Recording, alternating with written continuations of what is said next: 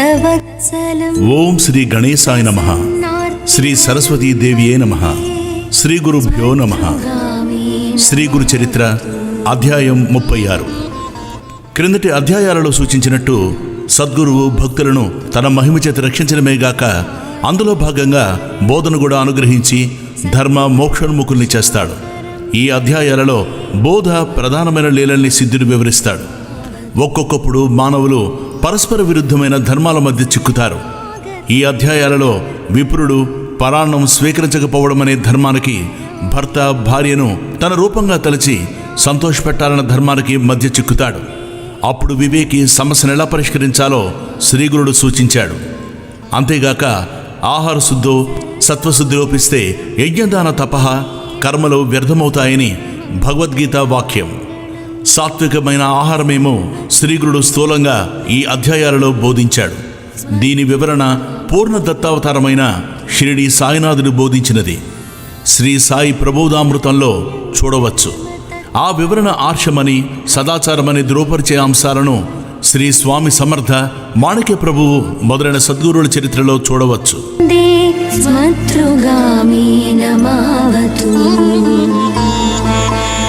నామధారకుడు సిద్ధయోగికి నమస్కరించి, స్వామి, అజ్ఞానమనే గాఢ నిద్రలో మునిగి ఉన్న నాకు ఈ గురుచరిత్ర వినిపించి మేల్కొల్పారు.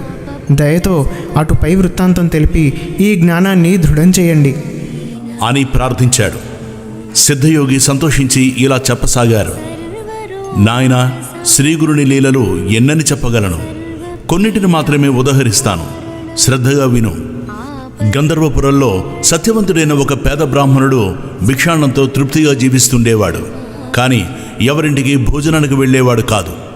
అతడెంతో నిష్ఠతో వైదిక కర్మలన్నీ ఆచరిస్తూ తనకున్న దాంట్లోనే అతిథులను సేవిస్తుండేవాడు. ఆ కాలంలో శ్రీగురుని మహిమ వలన అతడికి ఆకర్షించబడి వచ్చిన భక్తులెందరో బ్రాహ్మణ సమారాధనలు చేస్తుండేవారు. ఈ పేద బ్రాహ్మణుడు మాత్రం వెళ్ళేవాడు కాదు. ఒక సంవత్సరం మహాలయాలలో ఒక శ్రీమంతుడు గ్రామస్తులందరినీ దంపతి సహితంగా భోజనానికి ఆహ్వానించాడు. ఈ పేద బ్రాహ్మణుడు మాత్రం వెళ్ళడానికి ఒప్పుకోలేదు. అతని భార్యకు అటువంటి సమారాధనలకు వెళ్ళి భోజనము, దక్షిణలు, క్రొత్త వస్త్రాలు, దానము తీసుకుని సుఖంగా జీవించాలని ఉండేది. ఆమె ఎంత చెప్పినా అతడు ఎప్పటి వలె ఈసారి కూడా ఒప్పుకోలేదు. తనొక్కదాన్నన్నా పంపమని, లేకపోతే అతను కూడా రమ్మని పట్టుబట్టింది. అతడు, నేను రాను, నీకంత ఆశ ఉంటే నీవు వెళ్ళవచ్చు అన్నాడు.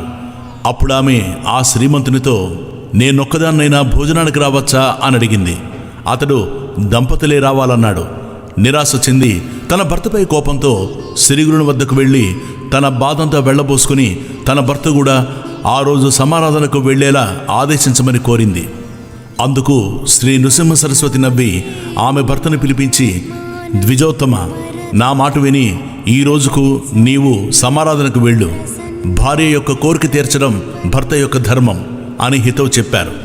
ఆ విప్రుడు, స్వామి, మీ ఆజ్ఞానుసారం నా నియమం విడిచి నేను సంతర్పణకు పెడతాను. గురువాజ్ఞను ఉల్లంఘించకూడదు కదా అని చెప్పి ఆమెతో సమారాధనకు వెళ్ళాడు. ఆనాడు అతడు జీవితంలో మొదటిసారిగా ఒక సత్రం వద్ద వందలాది బ్రాహ్మణుల పంక్తిన భోజనాలకు కూర్చున్నాడు. అందరూ భోజనాలకు కూర్చోగానే ఆ దంపతులిద్దరికీ అక్కడ తమ విస్తళ్లలోనూ మరికొందరి విస్తళ్లలోనూ ఉన్న అన్నాన్ని ఒక కుక్క, ఒక పంది త్రాకి అపవిత్రం చేసినట్లు దర్శనమైంది. ఆమె ఆశ్చర్యపోయి పరికించి చూడగా నిజంగానే ఒక కుక్క దండిలో నుంచి దూరి వచ్చి అన్నపురాశిని ముట్టుకుంది. వెంటనే ఒకరు దానిని తరిమివేసి వడ్డన కొనసాగిస్తున్నారు. అది ఆ బ్రాహ్మణి చూచి వెంటనే కోపంతో విస్తర ముందు నుండి లేచి అందరితో ఆ విషయం చెప్పింది. ఆమె భర్త తలబాదుకుని, బుద్ధి లేనిదానా, నీ వలన ఈరోజు నా కర్మ ఎలా కాలింది అని చెప్పి విస్తర ముందు నుండి లేచిపోయాడు. అప్పుడు ఆమెను తీసుకుని శ్రీగురుని వద్దకు వెళ్ళాడు. ఆయన ఆమె కేసు చూస్తూ, ఏమమ్మా, పరాణ సుఖం అనుభవించావా? నీ కోరిక నెరవేరిందా అని అడిగి నవ్వారు. ఆమె సిగ్గుతో తల వంచుకుని, స్వామి, నా బుద్ధిహీనత వలన మా వారిని కూడా ఈ కుక్క కూటికి బలవంతాన్ని తీసుకుపోయాను. నా తప్పు ఎలాగైనా మీరే సవరించాలి అని వేడుకున్నది. ఆమె భర్త ఆమెను నిందించి తన వ్రతభంగమైనందుకు ఎంతగానో వాపోయాడు. అప్పుడు శ్రీగురుడు అతనిని ఓరడించి ఇలా చెప్పారు, పోనీలే, ఏమైతేనేమి, నేటితో నీ భార్య మనసు కుదుటపడ్డది కదా. ఆమె ఇంకెన్నడూ నిన్నిలా వేధించదు. ఇంత మాత్రానికి నీకెట్టి దోషము రాదు, నీకు నియమభంగము కాదు. ఎప్పుడైనా దేవ పితృకార్యాలలో భోక్త లభించక ఎవరికైనా కర్మానుష్ఠానికి ఆటంకం ఏర్పడినప్పుడు దానిని రక్షించడానికి భోక్తగా వెళ్ళినందువలన ఎట్టి దోషము ఉండదు అని చెప్పారు. అప్పుడు ఆ విప్రుడు, స్వామి, ఎలాంటి భోజనం చెయ్యవచ్చు, ఎలాంటిది చేయకూడదో దయతో వివరించండి అని కోరాడు. అప్పుడు శ్రీగురుడు ఇలా చెప్పారు: గురువులు, మేనమామలు, ఆచారవంతులైన వేదవిధులు, అత్తమామలు, తోబుట్టువులు పెట్టిన భోజనం చేయవచ్చు. తల్లిదండ్రుల చేత సేవ చేయించుకునేవాడు, భార్యాబిడ్డలను ఏడిపించి పేరు కోసం దానాలు చేసేవాడు, పొగరుబోతు, తగాదాల కోరు, వైశ్వదేవం చెయ్యనివాడు, డబ్బు కాసించి అపాత్రులకు మంత్రోపదేశం చేసేవాడు, క్రోధవంతుడు, భార్యను విడిచిపెట్టేవాడు, క్రూరుడు, పిసినారి, స్త్రీలోరుడు, దురాచారి, దొంగ, జోదరి, స్నానం చేయకుండానే భోజనం చేసేవాడు, భగవన్నామస్మరణ పట్ల శ్రద్ధాభక్తులు లేనివాడు, కనీసం సంధ్యావందనమైనా చెయ్యనివాడు, డబ్బు తీసుకుని డాంబికంగా జపాలు చేసేవాడు, విశ్వాసఘాతకుడు, పక్షపాతంతో అన్యాయం పలికేవారు, స్వధర్మం విడిచి పరధర్మం అవలంబించేవారు, బ్రాహ్మణులను, గురువును, సాధువులను, తన ఇంటి భోజనాన్ని నిందించేవారు, తన ఇంటి కులదేవతను విడిచినవారు, దురాశాపరులు, భగవంతునికి నివేదించకుండా భోజనం చేసేవారు. ఇలాంటి వారి భోజనం తిన్నవారు పతితులవుతారు. కూతురును, అల్లుణ్ణి బాధించేవారికి మరుజన్మలో బిడ్డలు కలగరు. కేవలం అద్వైతం చెప్పి దేవపూజ చెయ్యనివాడు, పొట్టకొట్టు కోసం కపటంగా ప్రవర్తించేవాడు, పెట్టిన భోజనం వలన మరుజన్మలో గుడ్డితనము, అల్పాయుష్యు లేక చెవుడు కలుగుతాయి. నిత్యము ఇతరుల ఇంట్లో భోజనం చేసేవారి పుణ్యమంతా నశించి వారి పాపమంతా సంక్రమిస్తుంది. పూర్ణిమ, అమావాస్యల్లో పరుల ఇంట భోజనం చేస్తే మాసమార్జించిన పుణ్యఫలం నశిస్తుంది. సాటివారికి కర్మానుష్ఠానంలో లోపం తీర్చడానికి తప్ప ఇతరుల ఇంటికి భోజనానికి వెళ్ళకూడదు. అలా చేసిన దోషం గాయత్రి జపంతో తొలగుతుంది. సేవకుల ద్వారా ఆహ్వానం పంపిన వారి ఇంటికి కూడా వెళ్ళకూడదు. మనుషుడు పుట్టేదాకా అల్లుని ఇంట్లో కూడా భుజించకూడదు. గోవు, భూమి, బంగారం మొదలైనవి దానం తీసుకోవడం కూడా అంత చెడ్డవి కాదు. కానీ గ్రహణ సమయంలోనూ, సూతకమప్పుడు, పుణ్యతీర్థాలలోనూ దానాలు తీసుకుంటే దోషం వస్తుంది. ఇటువంటి అనుచిత భోజనం చేయకుండా స్వధర్మం ఆచరించే వారికి ధైర్యమెన్నటికీ రాదు. దేవతలు, సిద్ధులు, కామధేనువు కూడా వారిని సేవిస్తుంటాయి. అప్పుడు ఆ విప్రుడు నమస్కరించి, స్వామి, స్వధర్మం అంటే ఎలాంటిదో కొంచెం వివరించండి అని ప్రార్థించాడు. స్వామి ఇలా చెప్పారు: నాయనా, పూర్వమొకప్పుడు నైమిసారణ్యంలో పరాశర మహర్షిని మునులు ఇలా కోరారు: మునీంద్ర, స్వధర్మానుష్ఠానంలో మాకు అడుగడుగున సందేహాలు కలుగుతున్నాయి. ఆచారము, మంత్రము గురువు నుండి తప్ప తెలుసుకోకూడదంటారు. కనుక దయతో మాకవి వివరించండి. అప్పుడు ఆ మహర్షి ఇలా చెప్పారు: ఋషులారా, సదాచారం వల్ల సర్వము సిద్ధిస్తుంది. బ్రాహ్మణుడు బ్రహ్మముహూర్తంలో నిద్రలేచి భక్తితో త్రిమూర్తులను, నవగ్రహాలు, సనకాది సిద్ధులను, పితృదేవతలను, సప్త సముద్రాలు, చతుర్దశ భువనాలు, సప్త ద్వీపాలు, సప్త ఋషులను మొదట స్మరించాలి. అప్పుడు గోవుకు బ్రొక్కి ఆచమనం చేశాకనే కాలకృత్యాలు తీర్చుకోవాలి. స్నానము, భోజనాలకు ముందు తర్వాత కూడా కూర్చొని ఆచమనం చెయ్యాలి. చూడకూడనివి చూచినప్పుడు, మాట్లాడకూడనివి మాట్లాడినప్పుడు, వినరానివి విన్నప్పుడు ఆచమనం చేస్తే శుద్ధి కలుగుతుంది. అందుకు నీరు లేకుంటే కుడి చెవును తాకాలి. కారణం, అందులో అగ్ని, జలము, వరుణుడు, సూర్యుడు, వాయువు మొదలుగా గల సకల దేవతలు ఉంటారు. తర్వాత మానసిక స్నానంతో పరిశుద్ధుడై సూర్యోదయం వరకు గాయత్రి తప్ప మిగిలిన వేదభాగాల్లో ఏ ప్రార్థనా శ్లోకాలనైనా చదువుకోవచ్చు. తర్వాత ఊరికి నైరుతి దిక్కున ఆరు బయట దేవాలయాలు, పవిత్రమైన చెట్లు లేని చోట బాటకు, నీరుకు దూరంగాను, ఆకులు, గడ్డి లేని చోట మల విసర్జనం చేయాలి. ఆ సమయంలో జందెము వేరుగా వేసుకొని అంగవస్త్రం తలకు చుట్టుకొని ఉండాలి. దిక్కులకేసి, ఆకాశంకేసి చూడకూడదు. పగటివేళ ఉత్తర దిక్కుకు, రాత్రివేళ దక్షిణ దిక్కుకు తిరిగి కూర్చోవాలి. తర్వాత ఆచమించి కులదేవతను స్మరించాలి. ఇలా శ్రీగురుడు ఆచారకాండ గురించి ఇంకెన్నో అంశాలు బోధించారు. శ్రీ దత్తాయ గురువే నమః. శ్రీ శ్రీపాద శ్రీవల్లభాయే నమః. శ్రీ నృసింహ సరస్వత్యై నమః. దీన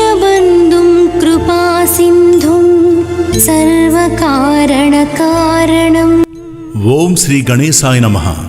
శ్రీ సరస్వతీదేవియే నమః. శ్రీ గురుభ్యో నమః. శ్రీ గురు చరిత్ర అధ్యాయం 37. సిద్ధయోగి ఇలా చెప్పారు. నామధారక శ్రీగురుడు ఆ సద్బ్రాహ్మణుడికి గృహస్థాశ్రమ ధర్మాలు ఇలా చెప్పారు. మానవులు 3 కాలాలలోనూ ఆసనంపై కూర్చొని ప్రతిరోజు తప్పకుండా భగవంతుని పూజించాలి. అందుకు అవకాశం లేకపోతే ఉదయం షోడశోపచార పూజ, మధ్యాహ్నం పంచోపచార పూజ, సాయంత్రం నీరాజనము అయినా సమర్పించాలి. అందుకోసం ప్రతి వారు తమ ఇంట మంచి గంధము, నెయ్యి, జింక చర్మము ఉంచుకోవాలి. మానవ జన్మ లభించినా కూడా భగవంతుని పూజించిన వారికి నరకము ప్రాప్తిస్తుంది. అటు తర్వాత కూడా మానవ జన్మ రావడం కష్టం. అన్నింటిలోనూ గురు పూజ శ్రేష్టమైనది. అందువలన త్రిమూర్తులు సంతోషిస్తారు. కానీ కలియుగంలో మానవులకు గురువు యందు ఆయన భగవంతుడనే భావం కలగడం కష్టం. అందువలన 100 బుద్ధులను అనుగ్రహించడానికి భగవంతుడు సాలగ్రామము, బాణలింగం రూపాలు ధరించాడు. కనుక వాటిని పూజించడం వలన సర్వ పాపాలు నశిస్తాయి. అగ్ని, జలము, సూర్యుడు, గోవు, సద్బ్రాహ్మణుడు, వీటిలో భగవంతుణ్ణి భావించి పూజించవచ్చు. అన్నిటికంటే మానసిక పూజ శ్రేష్టం. మధ్యములకు మండలంలో పూజ, అధములకు విగ్రహారాధనము అవసరం.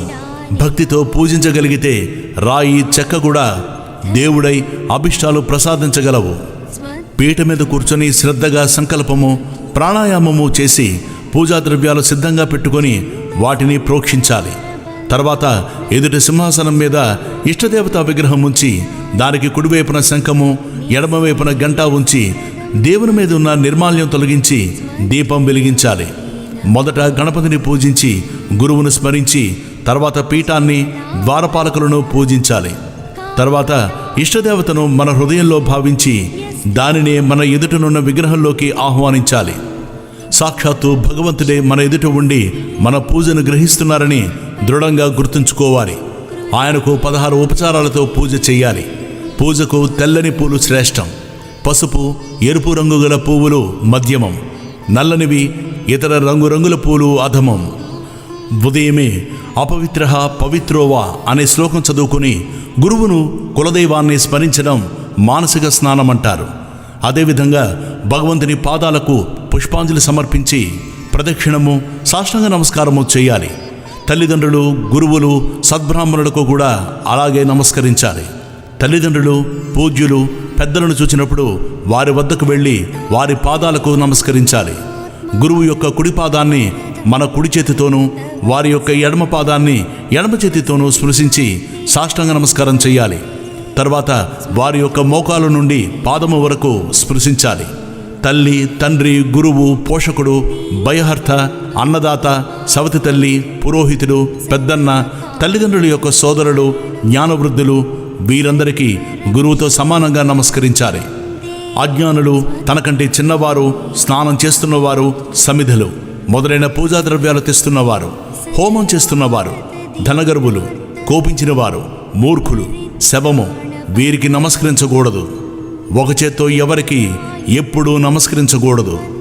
గృహస్థుల ఎండలో కత్తి, తిరుగలి, రోకలి, నిప్పు, నీరు, చీపురు వాడడం వల్ల జరిగే పాపాన్ని పోగొట్టడానికి వండుకున్న పదార్థాన్ని మొదట దేవతలకు, పితరులకు, సర్వజీవులకు, ఋషులకు, అతిథులకు సమర్పించి మిగిలినది మహాప్రసాదమన్న భావంతో భుజించాలి. దీనినే వైశ్వదేవమంటారు. అతిథులను కులగోత్రాలు పట్టించుకోకుండా భగవత్ స్వరూపంగా తలచి భోజనం పెట్టాలి. కారణం వారు సాక్షాత్తు సద్గురు రూపాలే. అతిథికి కాళ్ళు కడిగితే పితృదేవతలు, భోజనం పెడితే త్రిమూర్తులు సంతోషిస్తారు. అతిథికి భిక్ష కోసం వచ్చిన బ్రహ్మచారికి వైశ్వదేవము, నైవేద్యము అవ్వకున్నా తప్పకుండా భిక్ష ఇవ్వాలి. భోజనం వడ్డించే చోట నీటితో అలికి ముగ్గు పెట్టి దేవతలను ఆహ్వానించి ఆకువేసి వడ్డించాలి. పతిథుల పంక్తిన భోజనం చేయకూడదు. మొదట కుడిపక్కన నేల మీద చిత్రగుప్తునికి బలిగా కొంచెం అన్నముంచిన తర్వాత భోజనం చెయ్యాలి. తన ద్వారా భోజనం చేస్తున్న చైతన్యము, తాను తినే అన్నము కూడా భగవంతుని రూపాలన్న భావంతో భోజనం చెయ్యాలి. కుక్కను, రజస్వలను, ఎట్టి ధర్మము పాటించిన వాడిని చూస్తూ భోజనం చెయ్యకూడదు. భోజనమయ్యాక అగస్త్య మహర్షిని, కుంభకర్ణుణ్ణి, బడబాగ్నిని స్మరిస్తే జీర్ణశక్తి వృద్ధవుతుంది. సాయంకాలం పురాణాలు సద్గ్రంథాలు పెద్దల వలన వినాలి. సూర్యాస్త సమయం అప్పుడు సంధ్యావందనము హోమము చేసి గురువుకు నమస్కరించాలి. రాత్రి తేలికగా భోజనం చేసి కొద్దిసేపు సద్గ్రంథాలు చదువుకొని తర్వాత తాను ఆ రోజంతా చేసిన సత్కర్మలన్నిటినీ భగవంతుని ప్రీతి కోసం అని సమర్పించి నమస్కరించాలి. ఉత్తరానికి తలపెట్టుకుని నిద్రించకూడదు. ఇక నుండి నీవిటువంటి ధర్మాలన్నీ ఆచరిస్తూ ఇతరుల ఇండ్లలో ఆపద్ధర్మంగా తప్ప ఎన్నడూ భోజనం చేయకుండా నీ ఆచారం పాటించుకో. అందువలన ఇహల్లోనూ పరల్లోనూ ఉత్తమ శ్రేయస్సు కలుగుతుంది అని శ్రీగురుడు ఆ సద్బ్రాహ్మణుడితో చెప్పారు. ఆ బ్రాహ్మణ దంపతులు ఆయనకు నమస్కరించి తమ ఇంటికి వెళ్ళిపోయారు. శ్రీ దత్తాయ గురువే నమః. శ్రీ శ్రీపాద శ్రీవల్లభాయే నమః. శ్రీ నృసింహ సరస్వత్యై నమః. ఆత్మానం వరదం భక్తవత్సలం ఓం శ్రీ గణేశాయ నమః. శ్రీ సరస్వత్యై నమః. శ్రీ గురుభ్యో నమః. శ్రీ గురు చరిత్ర అధ్యాయం 38. ప్రస్తావన. జ్ఞానము కర్మ భక్తి వేరుగావని వాటి సమ్మేళనమే పరమార్థానికి మార్గమని ఈ 38, 39, 40 అధ్యాయాలు తెలుపుతున్నాయి. దేవతలు తమను ఉపాసించిన వారి అభిష్టాలు నెరవేరుస్తారే గాని భస్మాసురునిలాగా వారిని సంస్కరించరు. సద్గురువు భక్తులకు శ్రేయస్కరమైనది మాత్రమే ప్రసాదిస్తూ తమ లీల చేత వారిని మోక్షార్హుల్ని చేస్తాడు. సద్గురువు భక్తి వల్లనే జ్ఞాన భక్తి కర్మలు సిద్ధిస్తాయి. శ్రీగురుని వంటి సద్గురువు ఆజ్ఞాపించినప్పుడే వ్రతాదులు సార్థకమవుతాయని ఒక పేద శిష్యుడు, ఒక గుడ్రాలు, ఒక కుష్ఠరోగి యొక్క అనుభవాలు తెలుపుతాయి. ఆ యత్నాలే వారు ఆజ్ఞాపించక ముందు నిష్ఫలమవ్వడం గమనార్హం. సద్గురువు అనుగ్రహం వల్లనే సావిత్రి మరణించిన భర్తను తిరిగి బ్రతికించుకున్నది గాని వ్రతాల వల్ల కాదు. కథారంభం. నామధారకుడు. స్వామి, శ్రీగురుడు ఉపదేశించిన కర్మానుష్ఠాన రహస్యం మీ నుండి విని ధన్యున్నయ్యాను. ఇక దయచేసి అటుపై జరిగిన శ్రీగురుని వృత్తాంతం తెలపండి స్వామి అని వేడుకున్నాడు. సిద్ధయోగి ఇలా చెప్పసాగారు. నాయనా, నీ వంటి గురుభక్తుడు శ్రోత లభించినందువల్లనే శ్రీగురు చరిత్ర తనివితీరా స్మరించుకునే భాగ్యం నాకు కూడా కలిగింది. శ్రీగురుని కీర్తి అన్ని దిక్కులా వ్యాపించడం వలన శ్రీమంతులైన గురుభక్తులెందరో గంధర్వనగరం వచ్చి వారికి భిక్ష, వారి ప్రీతి కోసం బ్రాహ్మణ సంతర్పణలు చేస్తుండేవారు. ఒకసారి కాశ్యప గోత్రానికి చెందిన భాస్కర శర్మయ్య అనే పేద బ్రాహ్మణుడు వచ్చాడు. అతడు తనతో 3 మాత్రమే సరిపడే ధాన్యము మొదలైనవి మూటగట్టుకుని తెచ్చి శ్రీగురునికి నమస్కరించాడు. కానీ ఆ రోజు అందరితో పాటు అతనిని కూడా ఎవరో భక్తులు సంతర్పణకు ఆహ్వానించారు. అతడు తాను తెచ్చుకున్న మూట మఠంలో ఒక మూలను ఉంచి భోజనానికి వెళ్ళాడు. రోజు ఇలానే జరుగుతూ ఉండడం వలన 3 మాసాలు ఇలాగే గడిచింది. అతనిని చూచిన బ్రాహ్మణుడందరూ, ఏమయ్యా బ్రాహ్మణుడా, నీవు వచ్చిందెందుకు? చేస్తున్నదేమిటి? నీవు భిక్ష ఇవ్వడానికి ముహూర్తం ఇంకా కుదరలేదా? పోనీలే, ఇక్కడ జరుగుతున్న సంతర్పణల్లో భోజనం చేసి ఇప్పుడు లావెక్కావు. నీకు ఇంటి వద్ద కంటే ఇక్కడే బాగున్నట్లున్నది. నీకు సిగ్గు వేయడం లేదా అని ఎగతాళి చేయసాగారు. పాపమా భాస్కర శర్మ కొంతకాలం తనను కానట్లు ఇదేమీ పట్టించుకోకుండా కాలక్షేపం చేస్తున్నాడు. అతనిపై ఇట్టి విమర్శలు నిష్ఠురాలు పెరిగాయి. ఒకనాడు ఆ విషయం శ్రీగురునికి తెలిసింది. ఆయన అది సహించలేక అతనిని పిలిచి, నాయనా, నీవు రేపు ఇక్కడనే స్వయంగా వంట చేసి మాకు భిక్ష సమర్పించు అని ఆదేశించారు. అతడు అంగీకరించి మరుసటి రోజు తెల్లవారుజామునే నిద్రలేచి నెయ్యి పెరుగు సమకూర్చుకొని స్నానానుష్ఠాలు పూర్తి చేసుకొని తాను తెచ్చిన ధాన్యంతోనే వంట చేస్తున్నాడు. ఆ సమయంలో వేరొక భక్తుడొచ్చి తాను ఆ రోజు శ్రీగురునికి భిక్ష చేయడానికి అన్నము మొదలైన పదార్థాలన్నీ సిద్ధం చేసుకుని ఆహ్వానించడానికి స్వామి వద్దకొచ్చాడు. కానీ శ్రీగురుడు తాము ఆ రోజున భాస్కర శర్మ ఇచ్చే భిక్ష తీసుకుంటామని, అతడు మరుసటి రోజు భిక్ష చేయవచ్చని చెప్పారు. అతడు నిరుత్సాహపడి, అయ్యో, ఇప్పుడు ఈ దరిద్రుడు వండిన దాంట్లో ఒక్కొక్కరికి ఒక్కొక్క మెతికైనా వస్తుందా? ఈరోజు ఎవరి కొంపలకు వాళ్ళు వెళ్ళి భోంచేయవలసిందే అనుకుంటూ వెనుకకు మరలాడావు. శ్రీగురుడు ఆ మాటలు విని అతనికి అక్కడున్న అందరికీ ఇలా చెప్పారు. నాయనలారా, ఈరోజు మీరెవ్వరూ భోజనానికి ఎక్కడికి వెళ్ళవద్దు. మీరందరూ భార్యాబిడ్డలతోనూ స్నేహితులతోనూ కలిసి ఈ మఠంలోనే భోజనం చెయ్యాలి. కనుక అందరూ స్నానాలు చేసిరండి అని చెప్పారు. అందరూ ముఖముఖాలు చూసుకుని నవ్వుకుంటూ, ఈ దరిద్రుడు తెచ్చుకున్నది సోరెడు బియ్యమే కదా, ఎవరికి తెలియదు, మఠంలో ఇందరికి భోజనం పెట్టడానికి అదేం సరిపోతుంది అనుకుంటూ స్నానానికి వెళ్ళారు. ఇంతలో శ్రీగురుడు భాస్కర శర్మతో, నాయనా, కొద్దిసేపట్లో అందరూ వస్తారు, త్వరగా సిద్ధం చేయి అని చెప్పారు. అతడు వెంటనే మరో పొయ్యి కూడా వెలిగించి మిగిలిన వంటకాలు సిద్ధం చేసి అంతా సిద్ధమైందని స్వామికి విన్నవించాడు. అప్పుడు స్వామి నది ఒడ్డునున్న ఇతర బ్రాహ్మణులందరినీ ఆహ్వానించమని భాస్కర శర్మను ఆదేశించారు. అతడు అలాగే వెళ్ళి చెప్పగానే వాళ్ళు పకపక నవ్వి, ఏమయ్యా, నీవు పెట్టినట్లే మేము తిన్నట్లే, ఈ రోజున మా ఇళ్లలో ఉన్నదేదో మేము భోంచేస్తాం, కానీ నీవు కనీసం శ్రీగురునికైనా కడుపు నిండా పెట్టగలిగితే అంతే చాలు, పోపో అన్నారు. భాస్కర శర్మ తిరిగి వచ్చి వారందరూ తనను ఎగతాళి చేసి భోజనానికి రామన్నారని చెప్పాడు. శ్రీగురుడు, నాయనా, మాకు బ్రాహ్మణుడితో కలిసి భోజనం చేయడమే సమ్మతము గాని మేమొక్కరమే భిక్ష చేయము అన్నారు. స్వామి నోటి మాట తప్పక జరిగి తీరుతుందన్న దృఢ విశ్వాసం గల భాస్కర శర్మ అది నిరూపించుకోదలచి దీనంగా, స్వామి, నేనేం చేసేది, నేను మీరు ఆజ్ఞాపించిన ప్రకారం ఎంత బలవంత పెట్టినా వారు రావడం లేదు, సరికదా, నన్ను ఆక్షేపిస్తున్నారు అన్నాడు. అప్పుడు ఆయన వెంటనే మరో శిష్యుని పంపి నది వద్దనున్న బ్రాహ్మణులందరినీ వెంట తీసుకురమ్మని ఆజ్ఞాపించారు. అతడు పరుగును పోయి శ్రీగురుని ఆజ్ఞగా చెప్పి అందరినీ ఆహ్వానించాడు. ఇక తప్పక అందరూ మఠం చేరుకున్నారు. శ్రీగురుడు వారందరితో, బ్రాహ్మణోత్తములారా, మీరందరూ మీ భార్యాబిడ్డలను తీసుకుని మఠానికి రావాలి.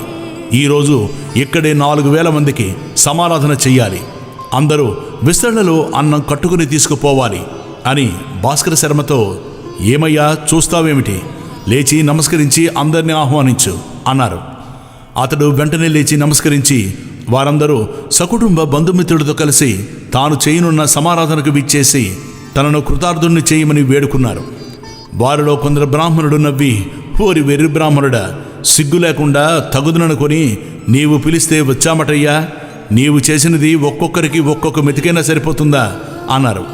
కొందరు పెద్దలు వారిని వారించి, తప్పు, అతనిని నిందించవద్దు, ఇందులో అతని దోషమేమీ లేదు, గురువు చెప్పిన ప్రకారం చేస్తున్నాడు అని మందలించారు. భాస్కరుడు శ్రీగురు పాదాలను పూజించి ఆయనకు ఆరతిచ్చి విస్తళ్ళు వేశాడు. అప్పుడు శ్రీగురుని ఆజ్ఞ కోరాడు. అంతట శ్రీగురుడు అతనికి ఒక వస్త్రం ఇచ్చి దానిని వంటకాలపై కప్పమని ఆదేశించారు. అతడు అలా చేయగానే శ్రీగురుడు తమ కమండలంలోని నీరు అభిమంత్రించి ఆ వస్త్రంపై చల్లి వస్త్రం తీయకుండా వడ్డన చేయమని ఆదేశించాడు. వెంటనే భాస్కర శర్మ మరికొంతమంది ఆ వస్త్రం కింది నుండి పళ్ళాలతో వంటకాలు తీసుకుని తిరిగి వడ్డిస్తున్నారు. నెయ్యి కూడా ధారలుగా వడ్డిస్తూనే ఉన్నారు. అది చూచి భక్తులందరూ ఆశ్చర్యచకితులయ్యారు. అప్పుడు మొదట శ్రీగురుడు, తర్వాత మిగిలిన వారు ఆపోసనం తీసుకుని భోజనం చేయడం మొదలుపెట్టారు. భాస్కర శర్మ ఒక్కొక్కరి వద్దకు వెళ్ళి నెమ్మదిగా కూర్చొని కావలసినవి అడిగి వేయించుకుని తృప్తిగా భోజనం చేయమని చెప్పాడు. భోజనాలయ్యాక అందరికీ తాంబూలాలిచ్చి స్త్రీలకు, పిల్లలకు, అన్ని వర్ణాల వారికి బంతులుగా కూర్చోబెట్టి వడ్డన చేశారు. చివరకు ఊరిలో విచారించి భోజనం చేయని వారెవరూ లేరని నిర్ధారణ చేసుకున్నాక శ్రీగురుని ఆజ్ఞ తీసుకుని భాస్కరుడు గురుప్రసాదం స్వీకరించాడు. అప్పుడు అతడు వెళ్ళి చూచి అతడు వండిన వంటకమంతా అలానే ఉన్నదని స్వామికి మనవి చేశాడు. దానిని జలాచరాలకు వేయమని స్వామి ఆదేశించగా అతడు అలానే చేశాడు. కొద్దిపాటి అన్నంతోనే వేలాది మందికి గొప్పగా సమారాధన జరగడం వలన గురుమహిమ అందరికీ తెలిసింది. శ్రీగురుడు సాక్షాత్తు అన్నపూర్ణేశ్వరుడని, వారి అనుగ్రహానికి పాత్రులైన వారికి ఎట్టి కొరత ఉండదని అందరూ కీర్తించారు. అప్పుడు శ్రీగురుడు భాస్కర శర్మను ఆశీర్వదించి ఇంటికి పంపివేశారు. శ్రీగురుని కీర్తి మరొక్కసారి అన్ని దిక్కులా మారుమ్రోగింది. శ్రీ దత్తాయ గురవే నమః, శ్రీ శ్రీపాద శ్రీవల్లభాయే నమః, శ్రీ నృసింహ సరస్వత్యే నమః.